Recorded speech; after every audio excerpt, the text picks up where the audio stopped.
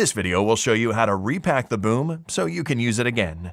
This video only applies to repacking booms that are not contaminated. First, pull the boom out of the water onto a flat surface.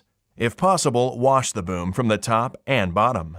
Position the boom upright in a straight line, not like this or like this, and let it dry for 30 to 60 minutes.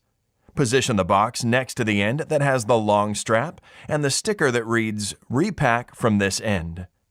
The box opening should face upward, and the arrow on the bottom should point away from the boom. Make sure that the graphic instructions are facing away from the boom. As you start packing, it's very important to make sure that you are packing the right side up. Insert the boom into the bottom of the box and align with the arrows on the bottom lid. Not like this or like this. Grab the long strap and attach it temporarily to the Velcro on the outside of the box. Pack the boom so that each layer is made of 2 sections and is lying completely flat. Make sure to flatten each section while inserting it into the box.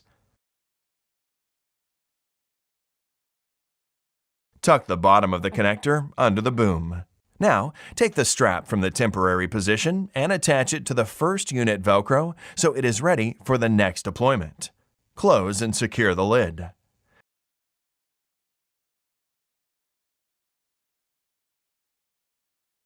Some water may leak through the draining holes while the boom finishes draining.